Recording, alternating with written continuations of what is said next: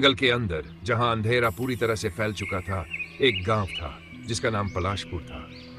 वहां के लोग कहते थे कि रात के समय अगर कोई गलती से उस जंगल के अंदर चला जाए तो वह कभी वापस नहीं आता। और अब यह कहानी उसी युवक की है जिसने एक रात उस जंगल को पार करने का फैसला किया। अरुण, जो एक शहर से आया हुआ लड़का था, अपनी पढ़ाई खत्म करने के बाद अपने पुराने स्कूल के दोस्तों से मिलने के लिए गांव आ रहा था। वह बहुत उत्साहित था क्योंकि उसे मालूम था कि वह इस यात्रा में पुराने दिन याद करेगा। लेकिन उसे क्या पता था कि यह यात्रा उसके जीवन की सबसे खौफनाक रात बन जाएगी। अरुण ने दोस्तों के साथ वक्त बिताने के बाद तय किया कि वह रात के अंधेरे में पास के जंगल की सैर करेगा। यह जंगल गांव के ठीक पीछे था और लोग अक्सर कहते थे कि वहां रात में एक काले रंग की छाया घूमती रहती थी जो जानवरों को भी डराती थी। लेकिन अरुण ने इसे महज एक फालतू की बात समझा। अरुण जंगल के अंदर चला गया।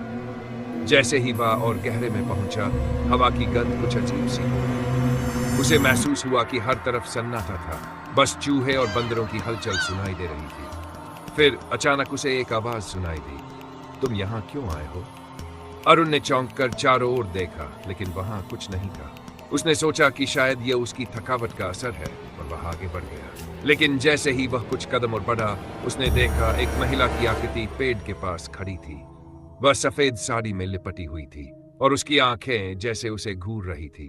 महिला धीरे धीरे उसकी तरफ बढ़ने लगी। अरुण ने खुद को संयमित करते हुए उसे पुकारा, आप कौन हैं और इतनी रात को यहाँ क्या कर रही है?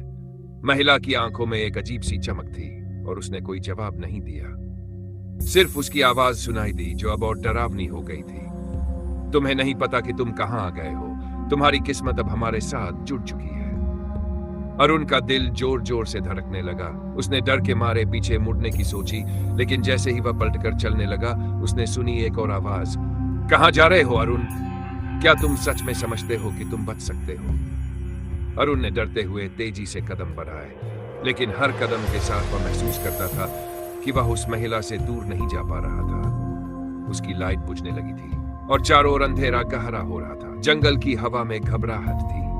महिला ने एक ठंडी हंसी के साथ अपनी कहानी बताई, मैं मर चुकी हूँ। मैं इस जंगल में उन लोगों का शिकार करती हूँ जो मेरी तरह ही यहाँ फंसते हैं। मेरा नाम राधिका था और ये वही जंगल था जहाँ मैं अपने पति के साथ कभी आया करती थी। लेकिन एक रात मेरे पति ने मुझे अकेला छोड़ दिया और मैं यहाँ मारी गई। अब मेरी आत्मा को शांति नहीं मिली। महिला ने बताया कि वह अब अपनी आत्मा की मुक्ति के लिए किसी को अपना शिकार बनाती है ताकि वह किसी की मदद पा सके।